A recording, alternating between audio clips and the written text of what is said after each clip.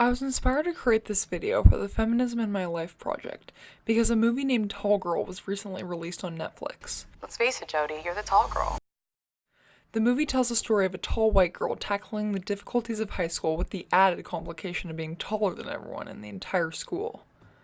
Being a very tall Caucasian female myself, the link to the trailer was sent to me a dozen times. When the movie was released, it received a lot of backlash because people felt that it was trivializing more serious discrimination issues.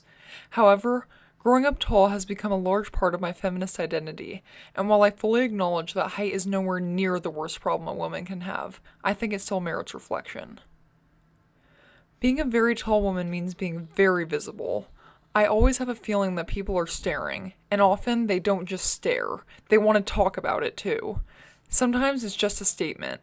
You're really tall. And the questions are always the same.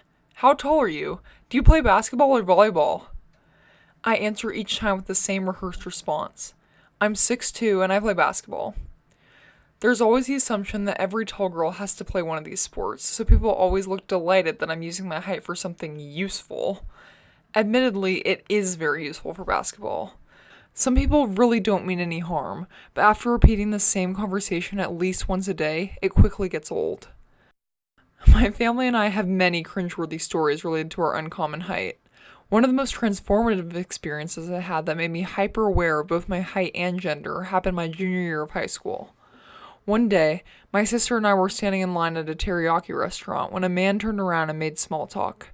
"You are one of the tallest girls I've ever seen. Are you one of those transgender teens?" He never broke eye contact.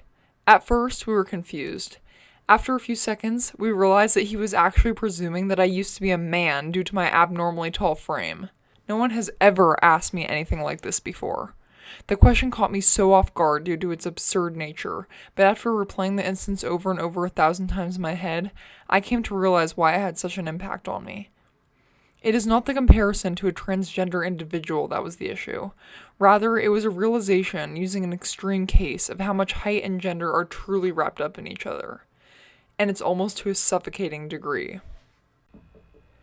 Another obstacle I've struggled with is the extent to which society associates height with masculinity. When I turned 18, I had to transition between my former pediatrician, who I've seen since birth, to an adult physician. When I was in middle school and early on in high school, I was always tall and thin and didn't really fit into my body.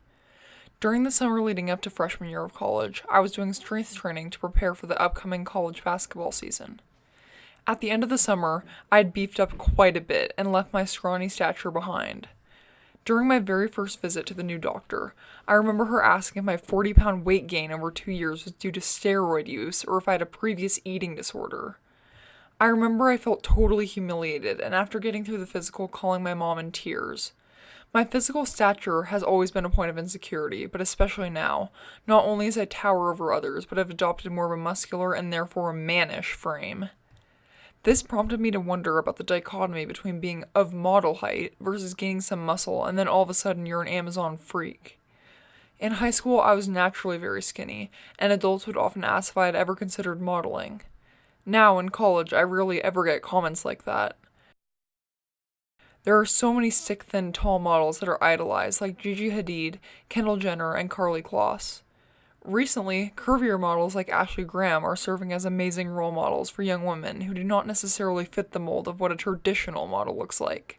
The best thing about all of that in the last couple years has been all of the emails and the comments from young girls and also older women who say thank you.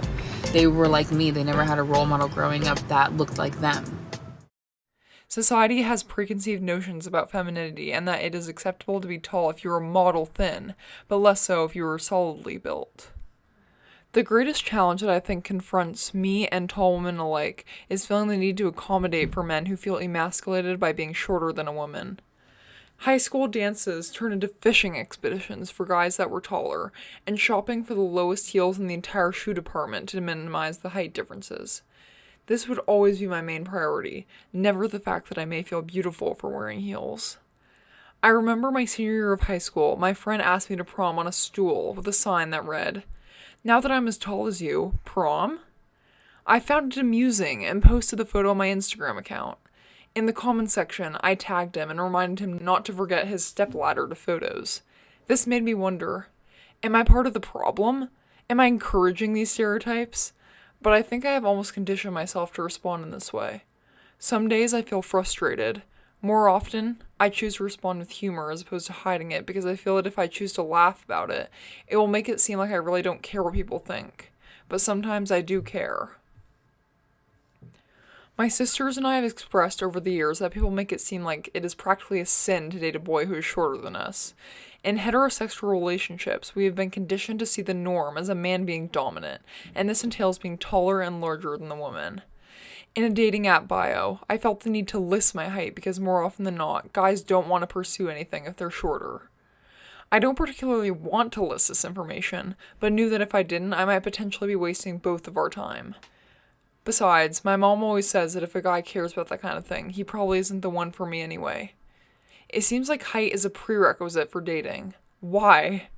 I've been told many times when considering a partner that my options are limited, so I can't be picky. Why can't I?